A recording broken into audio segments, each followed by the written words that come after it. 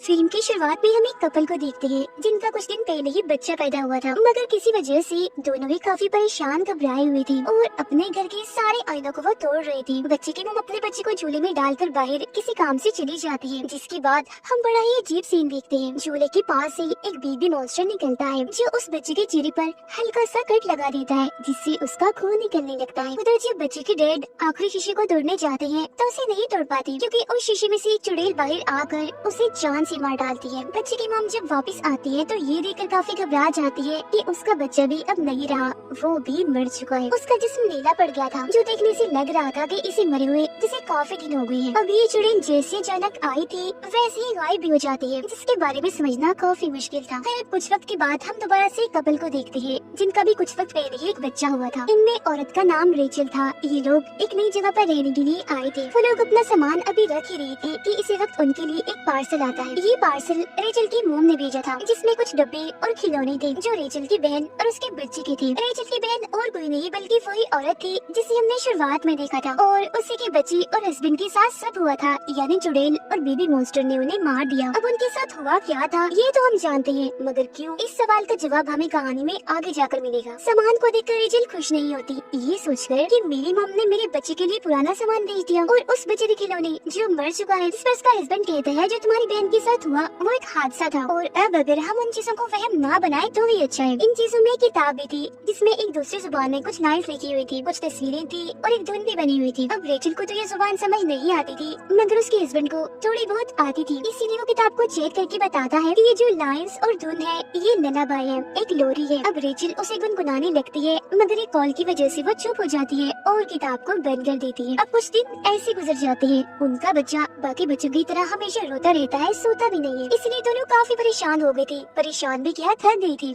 ये सोचकर कि बच्चों को पालना आसान नहीं होता, दोनों ही अपने अपने काम से छुट्टी लेकर अपने बच्चे का ख्याल रख रही थी। रेचल एक बिजनेसमैन थी, जबकि उसका हस्बैंड एक आर्टिस्ट होता है। आज उसकी आर्ट्स, उसकी कला की एग्जीबिशन थी, यानी उसकी नुमाइश हो रही थी, इसीलिए उसका हस्बैंड काम पर चला जाता है और रेचल अकेली उसका ख्याल रखती है। वो उसे चुप करवा कर शांत करके सुलाने की कोशिश करती है, मगर वो सोता ही नहीं। फिर जब वो उसके लिए बेडशीट निकाल रही थी तो उसे वही किताब मिलती है जिसमें वो लोरी लिखी गई थी। उसे अब जैसे रेचल गुनगुनाती है तो उसका बच्चा अब बड़ी आराम से सो जाता है। फिर ठीक इसी वक्त पर हम देखते हैं कि घर के एक शीशे पर दरारें पड़ रही है, जो काफी अजीब था। रात को जब उसका हस्बैंड काम से लौटता है तो रेचल उसे बताती है कि मैंने बेबी को ललाबाई लोरी सुनाई और वो बड़ी आराम से सो गया, जिससे वो भी काफी खुश हो जाता है। इसके बाद वो दोनों सो जाते हैं, जिनके पास में बेबी स्क्रीन रखी हुई थी जो उनके बच्चे के कमरे की थी। जहाँ तभी अचानक एक चुड़ैल झूले के पास से निकलकर उसके पास आने लगती है। रेचल को महसूस होने लगता है कि बच्चे के कमरे में कोई है, इसलिए वो फौरन उसके कमरे में जाती है, पर वहाँ पर तो कोई भी नहीं होता। लेकिन अलमारी का दरवाजा खुला हुआ था, जिसे चेक करने पर उसके अंदर भी कुछ नहीं होता। रेचल जब बेबी स्क्रीन को देखती है तो उसे लगता है कि शायद ये खराब हो गया, इसीलिए वो उसे कचरे में फेंक देती है। बाहर जब वो आ रही थी तो उसे हर जगह हलचल होती हुई महसूस होती है। वो पूरे घर को चेक करती है पर उसे कुछ भी नहीं मिलता। वो फिर जब शीशे में खुद को देख रही थी तो हम उसके पीछे चुड़ैल को भी देख पाते हैं जो उस पर नजर रख रही थी, पर रेचल उसे नहीं देख पाती। इसके अलावा उस टूटे हुए शीशे पर और भी दरारें आने लगती हैं। उसका हस्बैंड जब नहा रहा था तो रेचल उसके पास आती है, पर तभी उसे आईने में वही चुड़ैल दिखती है, जिससे वो काफी डर जाता है और उसे साइड पर धक्का देता है। इस चीज से रेचल काफी नाराज हो गई थी। इसके बाद वो जाती है नई बेबी स्क्रीन लेने के लिए, जहाँ पे उसे अचानक अंधेरा दिखता है, जिसके साथ साथ वो चुड़ैल भी जो उसे डरा रही थी, जिसे देख रेचल बहुत ही ज्यादा डर जाती है। जिसका मतलब था कि इनके घर में जरूर कोई अजीबोगरीब चीजें होना शुरू हो गई हैं, जो सिर्फ घर पर ही नहीं बल्कि बाहर भी हो रही है।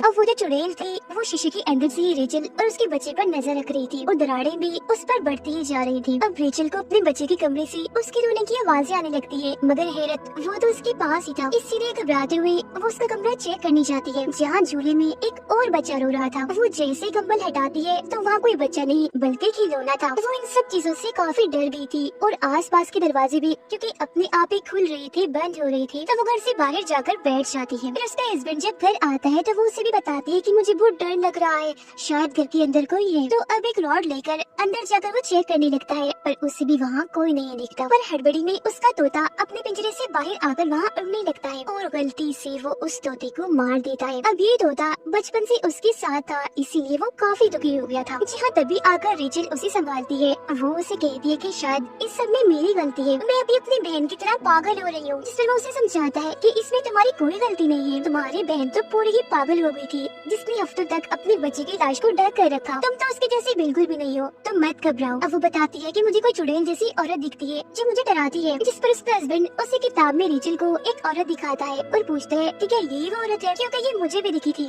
जब मैं नहा रहा था। और ये किताब वाली औरत और कोई नहीं बल्कि वही चुड़ैल थी। दोनों ही काफी टेंशन में आ जाती हैं, पर किसी तरह खुद को संभालते हुए वो ये फैसला करती है कि ये जो कुछ भी है हम इसे साथ ही झेलेंगे और मिलकर ही इसका खात्मा करेंगे। अब रात को रेचल के हस्बैंड को अपने बच्चे के रोने की आवाज बाहर से आती है, जबकि वो तो उनके साथ ही सोया हुआ था। तो वो नींद में उठकर अपने बच्चे को चुप करवाने के लिए चला जाता है और घर से बाहर उस जगह पर आ जाता है जहाँ इन्होंने किताब को फेंका था। दरअसल रोने की आवाज इसी किताब में से आ रही थी जो उन लोगों को अपने पास बुलाना चाहती थी। और अब उसका हस्बैंड किताब को लेकर वापिस आ जाता है। सुबह जब रेचल सो रही थी तो उसके पास उसका बच्चा भी था जो अचानक से ही गायब हो जाता है। बच्चे की आवाज चादर के अंदर से आ रही थी, इसीलिए वो अंदर ही अपने बच्चे को ढूंढने लगती है, जहाँ उसे अपना बच्चा मिल तो जाता है मगर मरा हुआ, जो देख वो काफी घबरा गई थी, जबकि असल में उसका बच्चा बिल्कुल ठीक था, जिसे देखकर उसकी जान में जान आती है। अगले दिन उसका हस्बैंड अपने बच्चे को लेकर चला जाता है क्योंकि आज रेचल ने किसी जरूरी काम से जाना था। रेचल का हस्बैंड अब एक चर्च में जाता है जहाँ आकर उसकी मुलाकात एक प्रीस्ट से होती है, जबकि दूसरी तरफ हम रेचल को एक मेंटल हॉस्पिटल में जाता हुआ देखते हैं जहाँ उसकी बहन थी। रेचल का हस्बैंड उस प्रीस्ट को सब कुछ बताता है जिन चीजों का उन्हें सामना करना पड़ रहा था, और वो किसी एक्सोर्सिस्ट के बारे में पूछता है जो भूत प्रेत को कंट्रोल करने के माहिर होते हैं ताकि उन्हें कोई मदद मिल सके। ये सारी बातें सुनकर प्रीस्ट उसे कहती है कि बिल्कुल यही सब रेचल की बहन भी पूछती हुई आई थी, और अब वो उस किताब को देखकर उसके बारे में बताने लगती है। उधर रेचल भी अपनी बहन को सब कुछ बता देती है, जो सुनकर वो कहती है कि क्या तुमने वो ललाबाई लोरी तो नहीं गाई, जिस पर रेचल हाँ में जवाब देती है, जो सुन उसकी बहन डर जाती है और कहती है कि मैंने वो सारा सामान लॉक करके रख दिया था ताकि वो किसी को भी ना मिल सके, मगर वो तुम तक आ गया है, लोरी भी तुमने गा ली है तो अब बहुत बुरा होगा। और अब रेचल की बहन और प्रीस्ट उस किताब के बारे में बताने लगती है। तो यहाँ अब सामने आएगी उस चुड़ैल और लोरी की कहानी। अब जैसा कि हम जानते हैं कि दुनिया बनने से पहले गॉड ने सबसे पहले एडम और ईव को बनाया था, पर अक्सर लोगों का कहना है कि उनसे पहले गॉड ने एक औरत को बनाया था जिसका नाम लिलिथ था, जो कि बहुत ही खूबसूरत थी। अब एडम ने एक खास किस्म की लोरी बनाई जो सुनकर लिलिथ हमेशा उनके पास आ जाया करती थी। लिलिथ उनके साथ रहना चाहती थी, मगर ईव की वजह से वो उसके साथ नहीं रहना चाहती थी, और लिलिथ की इसी गलती की वजह से उसे उस जगह से निकालकर जंगल में छोड़ दिया गया, जिसके बाद वो जंगलों में भटकती रही और वुल्व्स भेड़ियों के साथ रहने लगी, जिसके बाद उसने जन्म दिए डिफॉर्म बच्चे जो किसी भी तरह इंसान नहीं दिखते थे, वो नॉर्मल नहीं थे क्योंकि वो बस थोड़े बहुत इंसान थे, बाकी वुल्फ जैसे थे। फिर जब एडम और ईव के बच्चे पैदा हुए तो क्योंकि वो इंसान और प्यारे भी थे तो उनके बच्चों से लिलिथ को जलन होने लगी, इसीलिए उसने उनके बच्चे चुराना शुरू कर दिए, जिसके बाद नस्ल दर नस्ल ये चलता रहा। और इस नस्ल में कोई खास किस्म के बच्चे नहीं थे बल्कि पूरी इंसानी नस्ल के बच्चे थे जो कि एडम और ईव से पैदा हुए थे। ऐसा होने की वजह से एडम ने गॉड से दुआ मांगी, इसलिए गॉड ने लिलिथ को उठाकर एक खतरनाक दुनिया में फेंक दिया। अब रही बात ललाबाई यानी लोरी की, तो ये लफ्ज़ तो आया ही लिलिथ से बचने के लिए है, मतलब कि एक ऐसी लोरी थी जो लिलिथ से बच्चों को दूर रखती। मॉम सी लोरी गाकर अपने बच्चों को लिलिथ से बचाती, पर वो क्योंकि काफी चालाक थी इसीलिए यहाँ उसने एक चाल चल दी। उसने वही एडम की खास लोरी उठाई और उसमें कुछ ऐसे बदलाव किए जिसे पढ़ने से वो दोबारा से जाग जाएगी, वापिस आ जाएगी, और यही वजह है कि इस ललाबाई लोरी के जरिए आज भी वो बच्चों को ले जाने में कामयाब रहती है जब कोई उसे गाता है। उसकी बहन कहती है कि मैं तुम्हारे बच्चे को बचा सकती हूँ, बस मुझे यहाँ से निकालो, जिसके लिए रेचल मान जाती है। उधर रेचल का हस्बैंड उस प्रीस्ट से मदद मांगता है, जिस पर वो कहती है ये सिर्फ कहानियाँ हैं, झूठी दास्तान है, सच नहीं है, तो इसमें मैं तुम्हारी कोई मदद नहीं कर पाऊंगी और तुम भी रिलैक्स हो जाओ। जो सुनकर गुस्से में उसका हस्बैंड यहाँ से चला जाता है। घर आकर वो देखता है कि बाथरूम की सारी टैप्स टूटियां खुली हुई है जिनमें से पानी आ रहा था, तो वो अपने बच्चे को कमरे में छोड़कर उन्हें बंद करने वॉशरूम में चला जाता है, जहाँ तभी दरवाजा अचानक बंद हो जाता है। बाहर उसका बच्चा अकेला था, जहाँ तभी उसके पास बेबी मॉन्स्टर आता है जो कि और कोई नहीं बल्कि लिलिथ के बच्चे हैं। और शुरुआत में भी झूले के पास हमने जिस बेबी मॉन्स्टर को देखा था जिसने बच्चे के चेहरे पर कट लगाया था, वो भी और कोई नहीं बल्कि लिलिथ का ही बच्चा था, क्योंकि ये भी दरअसल इंसान के बच्चों को पसंद नहीं करते थे। अब वो रेचल के बच्चे के सामने शीशे का एक बर्तन तोड़ देती है, जिससे बच्चे के सामने ढेर सारा कांच बिखर जाता है, जिससे कि उसे किसी भी वक्त लग सकता था। उधर बाथरूम में रेचल के हस्बैंड को भी लिलिथ की झलक दिखाई देती है। बच्चा कांच के टुकड़े से अपना हाथ जख्मी करने ही वाला था कि तभी यहाँ रेचल आकर उसे ऐसा करने से रोक लेती है। उसके साथ उसकी बहन भी थी, जिसे देख उसका हस्बैंड पूछता है कि तुम इसे यहाँ क्यों लाई हो। जिस वो कहती है कि ये हमारी मदद कर सकती है, पर क्योंकि वो तो उसे पागल समझता था तो उसे ये चीज ठीक नहीं लगती। रेचल की बहन बताती है कि लिली पहले मेरे बच्चे को ले गई और फिर मेरे हस्बैंड को भी उसने मार डाला था, तो अब हमें कैसे भी करके तुम्हारे बच्चे को बचाना है। उस पर हर वक्त नजर रखी जाए और शीशों को ढक कर रखा जाए, और जब भी हम लिलित को देखें तो फौरन हम वहाँ से भाग जाएं, क्योंकि शीशे के जरिए ही वो नजर रखती है और वहाँ से आती जाती है, क्योंकि वो उसका रास्ता है अपनी दुनिया से यहाँ आने का। रेचल के हस्बैंड के पास एक आदमी की कॉल आती है जो उसे बताता है कि मैं सीनियर प्रीस्ट हूँ, मेरे पास तुम्हारी एक किताब आई है और जिस प्रीस्ट के पास तुम गई थी उसने मुझे बताया है कि तुम्हें मदद चाहिए, कि तुम बताए हुए घर के पते पर फौरन आ जाओ। तो वो ऐसे ही करता है, उस घर के लिए फौरन निकल जाता है। अब घर में रेचल और उसकी बहनें बच्चे का ख्याल रख रही थी। जहाँ रेचल उसे कहती है कि मुझे लगता है मैं एक अच्छी माँ नहीं बन सकती, जो सुनकर उसकी बहन समझाती है कि ऐसा मत सोचो, ये सब तुम्हारे दिमाग में लिलित ने डाला है, ये उसकी चाल है, क्योंकि ऐसा करके वो तुम्हारे भरोसे को तोड़ना चाहती है, जिसके बाद वो आसानी से तुम्हारे बच्चे को ले जाएगी। तो इसीलिए तुम्हें हिम्मत और भरोसा रखना होगा। रेचल का हस्बैंड दिए हुए पते पर पहुंचकर सीनियर प्रीस्ट से मिलता है, जो किताब चेक करके उसे बताती है कि इसमें जो लोरे लिखी है वो किसी ने गाई है। जिस पर वो कहता है कि हाँ, मेरी वाइफ रेचल ने गाई थी, जिसके जवाब में प्रीस्ट कहते हैं कि इस वजह से अब तुम्हारा बच्चा लिलित की नजर में है, तो सबसे पहले तुम्हें अपने बच्चे को लिलित से बचाना है। और हाँ, वो बच्चे को सीधा डायरेक्ट आकर नहीं ले जाती, उसे नहीं मारती, बल्कि उसका प्रोसेस किसी रिचुअल जादू की तरह होता है, जिसे पूरा करके ही वो बच्चे तक पहुंच सकती है। इस रिचुअल में 3 स्टेप्स होते हैं, जिनके पूरा होते ही इस दुनिया का दरवाजा खुलता है और वो आ जाती है। पहला स्टेप था उस लोरी को गाना, फिर दूसरा घर में किसी जानवर परिंदे का खून देना, जिस पर फौरन रेचल का हस्बैंड कहते हैं कि हाँ, मेरे तोते का खून बहा था, वो मर गया है, जिसका मतलब था कि अब आखिरी तीसरा स्टेप ही बचा है रिचुअल पूरा होने में, और वो है उनके बच्चे का एक बूंद खून बहना। जब ऐसा होगा तो लिलित उसे लेने आ जाएगी, यानी कि शुरुआत वाले बच्चे को जो कट लगा था उसके खून बहने की वजह से लिलित उसे ले जा पाई थी। और ये सब और कोई नहीं बल्कि लिलित के बच्चे करते हैं, और उन्होंने रेचल के बच्चे के सामने भी ग्लास का बर्तन इसलिए तोड़ा था ताकि उसका खून बहे और रिचुअल पूरा होते ही लिलित आकर उसे ले जाए।